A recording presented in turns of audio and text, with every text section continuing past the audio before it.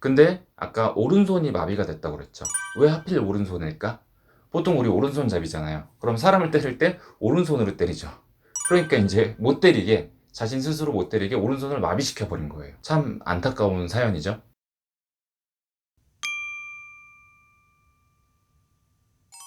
안녕하세요. 심리학 꿀팁 박기량입니다. 여러분, 가끔 정말 아플 이유가 하나도 없고 스트레스 받는 것도 없는데 갑자기 머리가 지끈지끈 너무 아프다던가 혹은 온몸이 쑤신다던가 이런 경험 해보신 적 있나요? 또 이건 흔하지 않은 케이스기는 한데 갑자기 팔다리가 마비가 된다거나 막 몸이 움직이지 않는 그런 케이스도 있어요. 그런데 정밀 검사를 하고 뭐 무슨 어떤 검사를 해도 원인을 알 수가 없어요. 채널 이름이 심리학 꿀팁이니까 당연히 이런 증상들은 다 마음이 원인이다, 이렇게 이야기를 하겠죠. 오늘은 이런 증상들이 왜 나타나는지, 어떤 시스템으로 나타나는지 같이 한번 알아봅시다. 심리학에서는 이런 증상들을 신체화 증상, 전환 증상이라고 부릅니다. 이 둘이 비슷하기는 한데 어디가 어떻게 아프냐에 따라서 조금 달라요. 조금 증상이 가볍고 막 여기저기가 아프면은 이거는 신체화 증상이라고 합니다. 아까 말한 것처럼 막 이유 없이 애매하게 머리가 아프다던가 어디가 막 갑자기 온몸이 막 애매하게 조금 쑤신다던가 이러면 신체화 증상이라고 하겠죠. 그리고 증상이 조금 심각해 보이면서 굉장히 명백하게 특정 부위가 아프면 요거는 전환 증상이라고 부릅니다. 아까 말한 것처럼 막 팔이 되게 명백하게 막 움직이지 않는다던가 이러면은 이거는 전환 증상에 해당된다고 볼 수가 있겠죠. 그런데 이 증상들에는 공통점이 두 가지가 있어요. 첫 번째 공통점은 이 증상을 앓고 있는 사람들이 어떤 물리적이거나 신체적인 요인으로 이런 이상 증상을 보이는 게 아니라 심리적인 갈등이나 욕구 불만이 밖으로 표출되지 못하고 안에서 썩다가 신체적인 이상 증상으로 표현이 된다는 거예요. 그리고 두 번째 공통점은 이 증상을 앓고 있는 본인이 이게 원인이 심리적인 요인이라고 상상도 못 한다는 거예요. 그러니까 내가 이런 이상 신체 증상이 나타나는 게 어딘가 마음이 아파서 그렇다는 거를 깨닫지 못한다는 거예요. 사실 알면 이런 증상들이 나타나질 않죠. 본인이 정말 무의식 속에 이렇게 꾹꾹 눌러 담아가지고 나타나는 거거든요. 아까 말씀드렸죠. 스트레스 받는 것도 없는데 왜 머리가 이렇게 아프지? 이렇게 생각을 하는데 그 마음을 뒤집어 까보면 본인도 몰랐던 스트레스가 원인인 게 대다수였다는 거죠. 그런데 내가 뭐에 스트레스 받고 있는지, 뭐가 원인인지 알고 눌러 담지도 않고 마음이 썩지도 않고 그러면은 굳이 신체적인 증상으로 이런 그 이상 증상이 나타나질 않겠죠.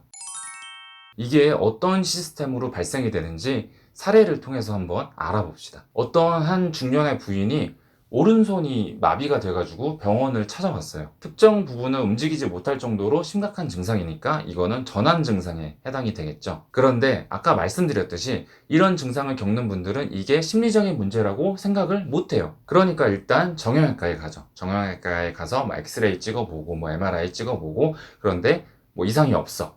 그러면은 이번에는 뭐 신경외과에 가가지고 뭐 또 검사를 받아봤는데 이상이 없지 또. 그렇게 막 이렇게 뭐 원인을 못 찾으니까 돌고 돌고 돌다가 정신과에도 가보고 이제 막 상담도 받게 된 거예요. 그렇게 상담을 받으면서 이야기를 해보니까 이 중년의 부인이 시어머니한테 하도 구박을 받아가지고 시어머니에 대한 분노가 엄청난 거예요. 물론 본인은 몰랐지만 이런 분노 때문에 시어머니를 때리고 싶다는 그런 강한 욕구가 숨어 있었다는 것을 알게 됩니다. 그런데 사람을 때린다는 것 자체도 있어서는 안 될 일이고 더군다나 힘없는 노인을 더군다나 시어머니를 때린다는 거는 그런 상상을 하는 것 자체만으로도 굉장한 죄책감이 들 거예요. 우리가 가끔 좀 일탈적으로 범죄를 저지르는 상상을 하죠. 뭐 저도 해요. 가끔 뭐 여러분들도 하실 거예요, 분명히. 그러면은 이럴 때 상상만으로도 죄책감이 엄청 들고 내가 어떻게 이렇게 끔찍한 생각을 이런 생각을 할 때가 있어요. 이 환자도 이런 생각을 하는 것 자체만으로도 자신이 너무 이렇게 나쁜 사람 같고 끔찍하니까 이런 생각을 꾹꾹 눌러 담습니다. 그러면 어떻게 돼요? 표출이 안 되죠. 나는 속에서 이렇게 부글부글 끓는데 이걸 표출을 안 하고 그냥 내 스스로 완전히 무시해 버려요. 그렇게 안에서 마음 안에서 썩고 굼다가 이제 막 오른팔이 안 움직인다 이렇게 신체적인 증상으로 표현이 된 거죠. 근데 아까 오른손이 마비가 됐다고 그랬죠. 왜 하필 오른손일까? 보통 우리 오른손잡이잖아요. 그럼 사람을 때릴 때 오른손으로 때리죠. 그러니까 이제 못 때리게, 자신 스스로 못 때리게 오른손을 마비시켜 버린 거예요. 참 안타까운 사연이죠. 그렇다면 치료는 어떻게 해야 될까요?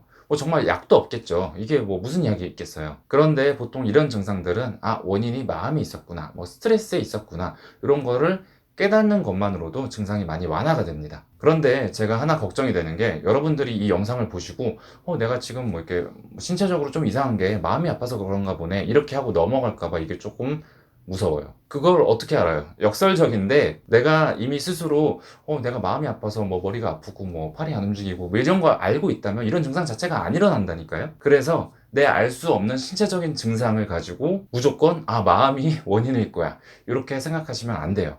아프면은 병원도 가보셔야 됩니다. 아까 그 중년의 부인도 미리 다 이제 병원 쫙 돌았죠. 뭐 정형외과부터 신경외과까지. 자, 오늘 여러분 심리적인 문제가 신체적인 문제로까지 발현이 되는 신체화 증상, 전환 증상에 대해서 알아보셨는데 어떠셨나요? 우리나라 같이 참는 게 미덕인 나라 같은 경우에는 이런 증상들이 굉장히 잘 나타나요. 그러니까 여러분, 이런 증상을 예방을 하려면 무조건 참고, 이런 게 능사가 아니라는 생각을 하셔야 돼요. 감정 같은 거를 표출하는 거를 남한테도, 그리고 특히나 스스로한테도 잘하는 그런 여러분들이 되시기를 바라겠습니다. 그럼 저는 또 다음 시간에 재밌는 심리학 꿀팁으로 찾아뵐게요.